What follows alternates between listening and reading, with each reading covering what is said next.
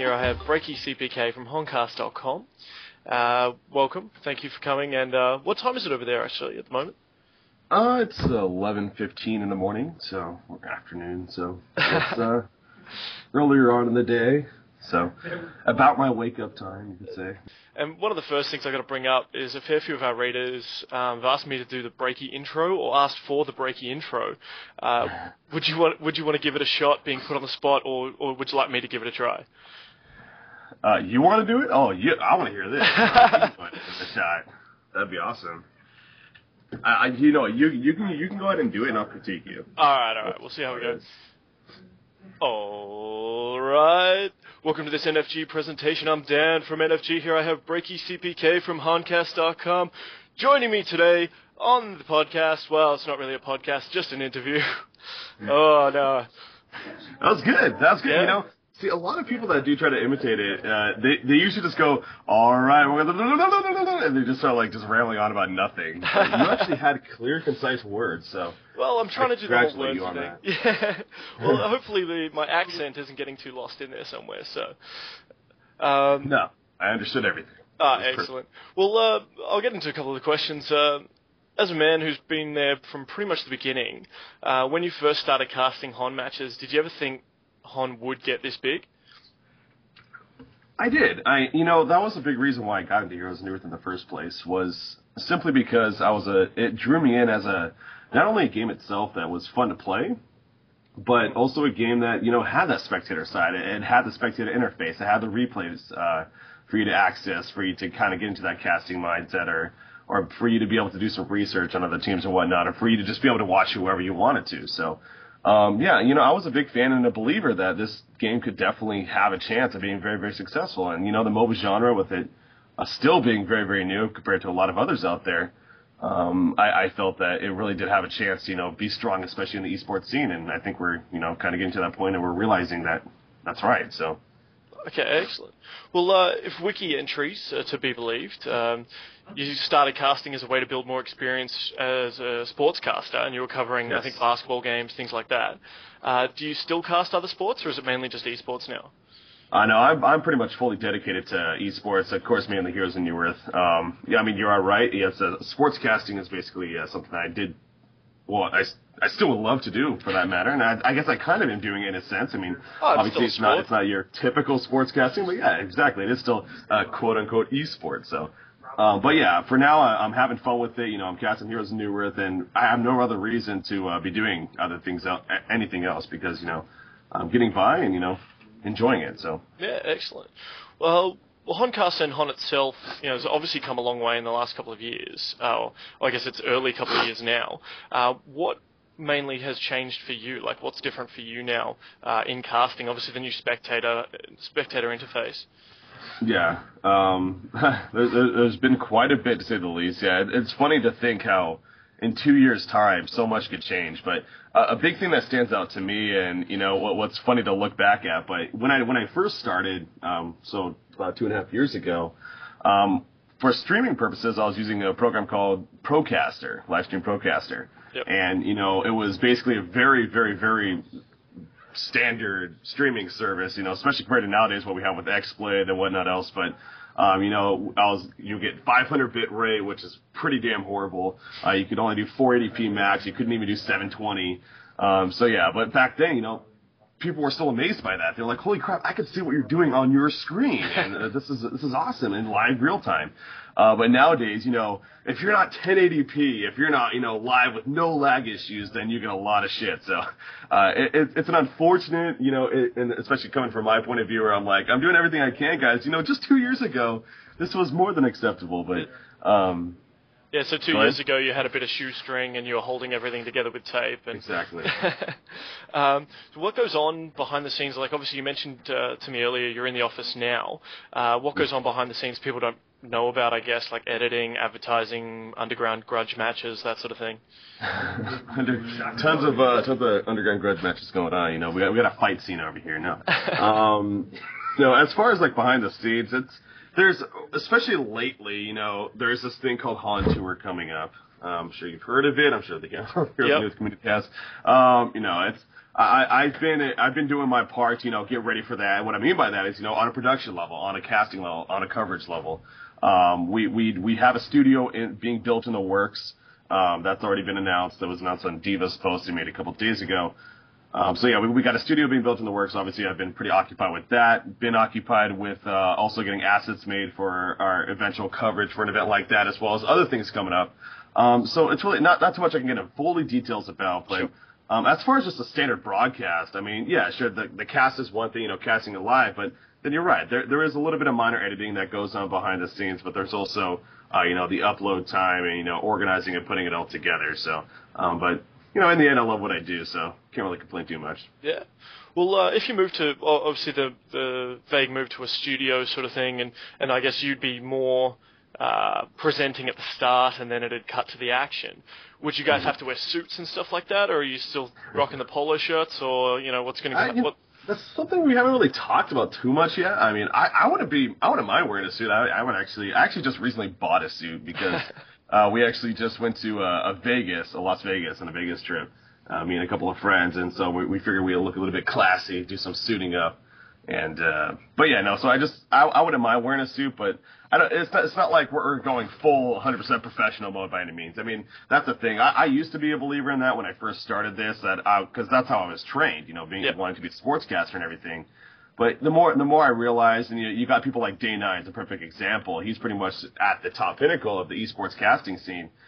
And he's, casual. I mean, he cusses every now and then. He's very, very casual with it. He has fun with it. And it got me to realize that, you don't need to be 100% serious mode. You can have fun with it. You can be on the lighter side because, let's be honest, we're casting to a very young crowd. And, why try to be something that you're not? So. Well, that's it. I guess you don't need to wear your Sunday best every single cast. Yeah.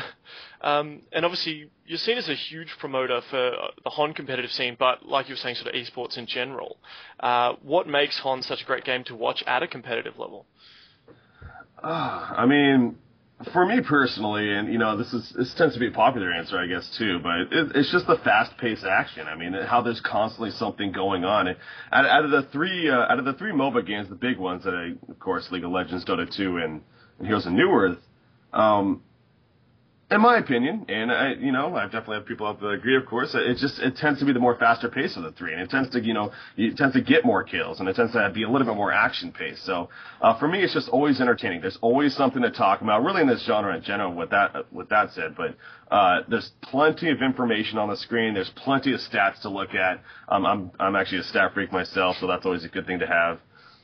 And, the diversity too, despite what people like to believe, I mean, we do get a lot of different strategies, a lot of different heroes played, a lot of different bans and picks occasionally. So it's just always something different every single game, and I can appreciate that.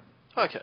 Well, we have something down here. We have like AFL Supercoach, which is like our football, fantasy football sort of league. And there's a couple of them that spun off. Do you think there could be a market for a HoN one? If you track how many kills people are getting, how many wards they're placing, that sort of thing for the pro players?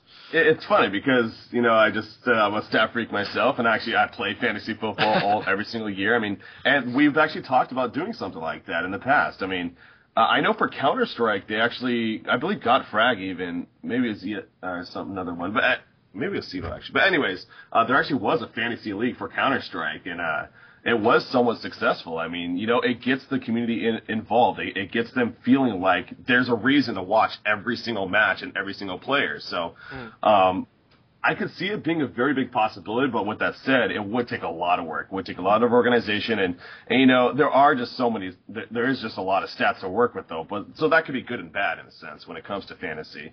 But yeah, with some effort, with some organization, I wouldn't be surprised to see something like that working at all. Okay, so when something like that comes up, you give me a call and I'll get a cut. Yes. There you go. Like you said as well, getting the community involved is pretty important, and I've seen that on the Honcast.com. You're always asking for any ideas and things like that. How does your community get involved? Like, what are they bringing to the table? The community, ever since the very beginning, I mean, it's always been about criticism.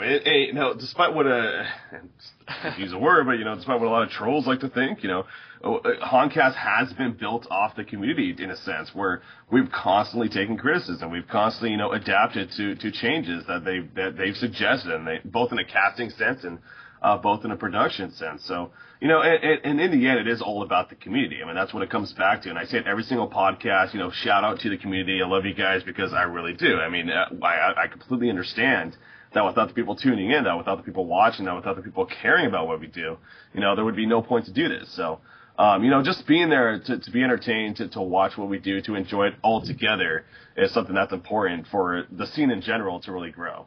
Okay, well, has there anything that had come up from the fans that you've just gone, that's amazing, let's do that, how do we do that?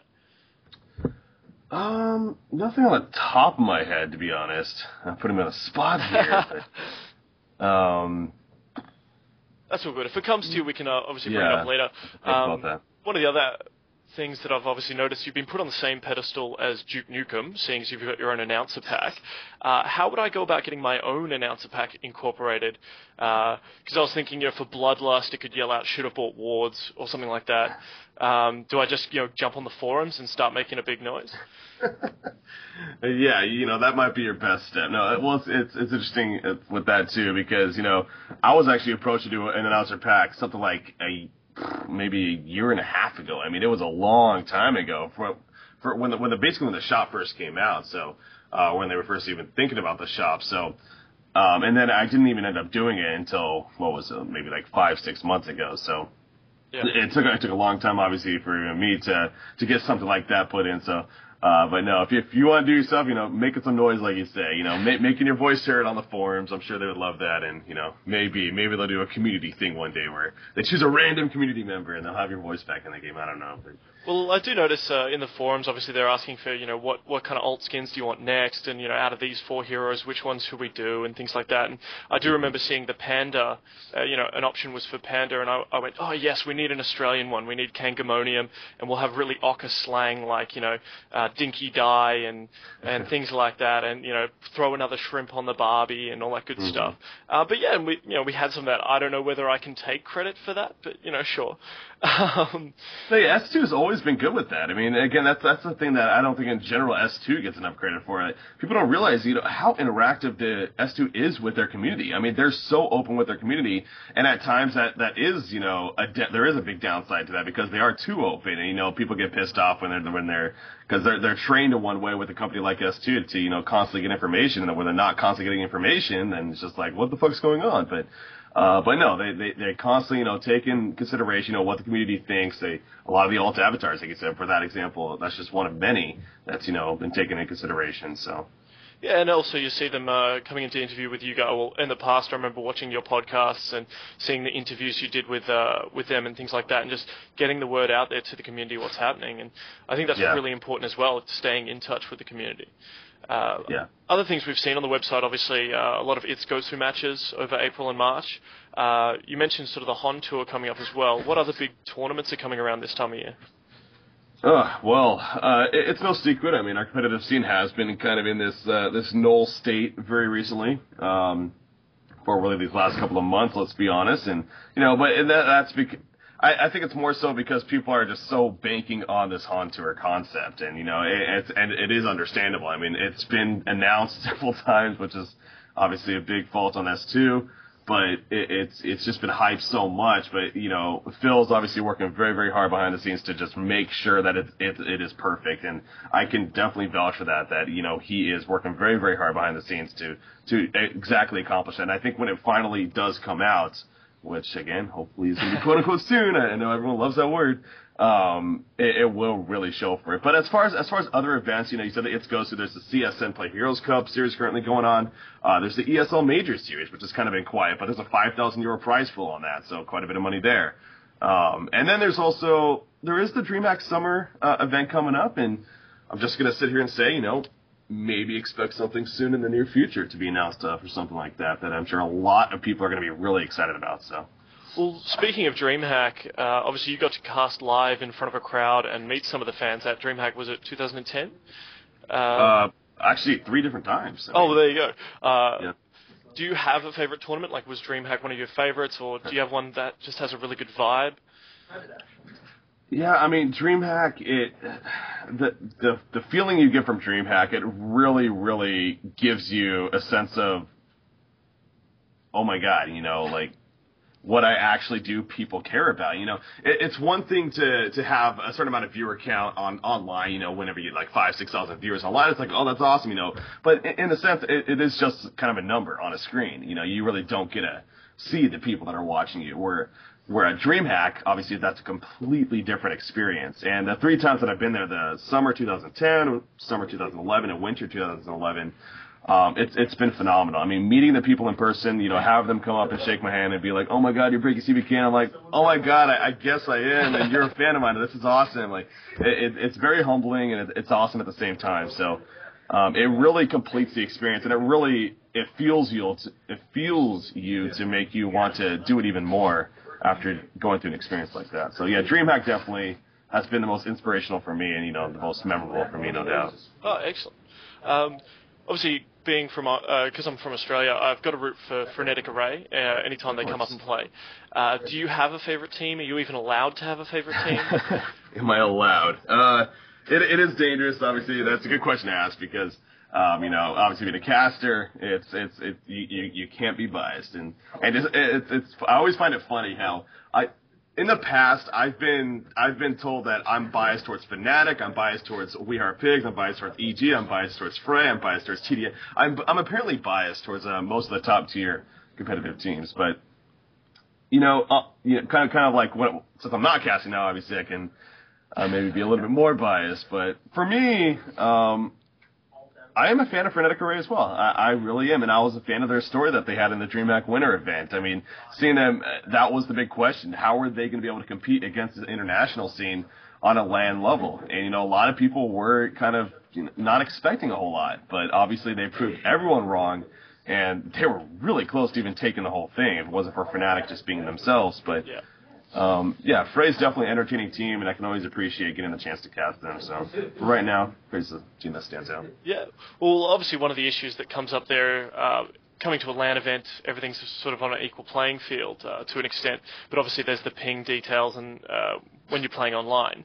Now, obviously, the Down Under scene is pretty small compared to other places like North America, but HoN is picking up a lot of speed here. So do you think there's a chance of a Southeast Asian matchmaking server becoming available, or possibly an Australasian region? I'll say this much. I mean, again, I'm not on the business side of things, obviously. I'm just a lonely caster.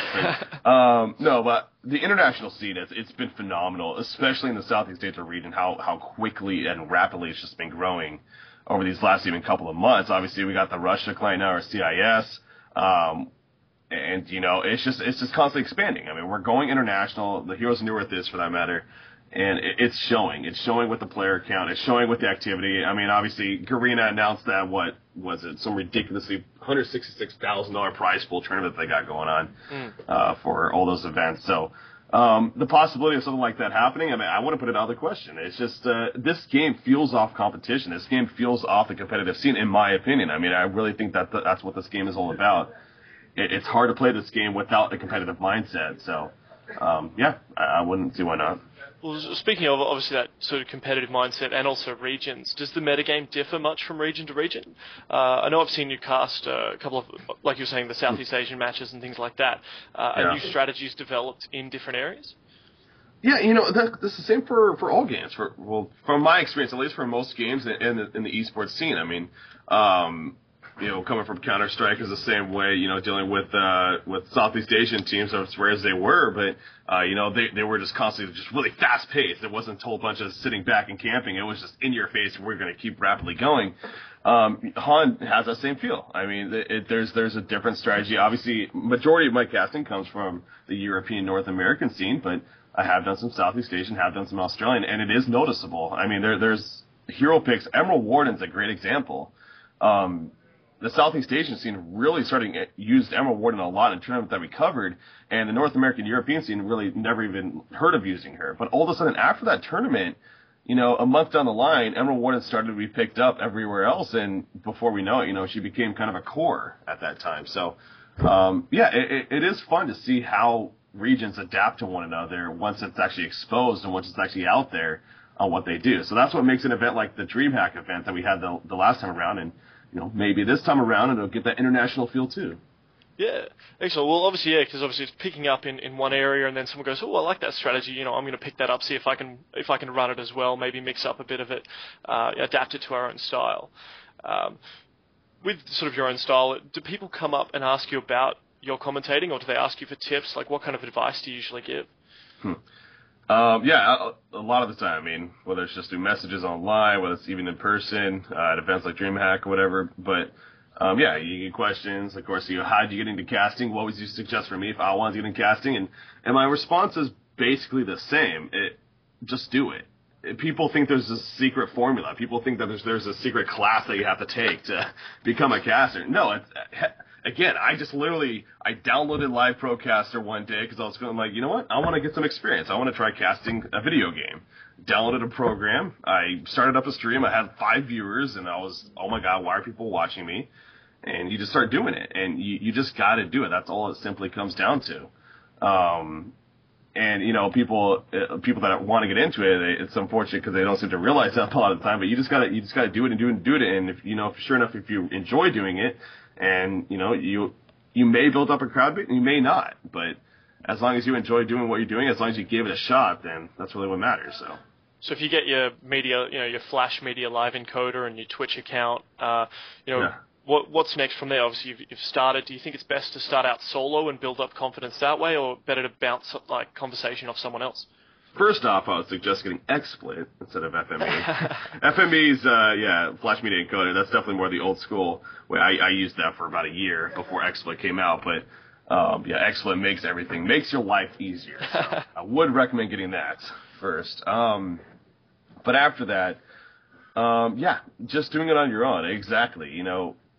Getting a stream going, getting some advertisement on the forums or something like that, and then putting some YouTube videos up and just trying to get your name out there, whether it's through the forums, whether it's through Reddit. I mean, that's how I started. Again, all I did was just make some forum posts saying, hey guys, I'm starting up a stream. Let me know what you think. And you go from there. And like I said, it's just something you have to do. You can't be scared about what people are going to think. You can't be worried about are people going to like it or not. You just got to go and do it. Yeah. Well, look, thank you very much for the words, Breaky. Do you have any shout-outs before I let you go?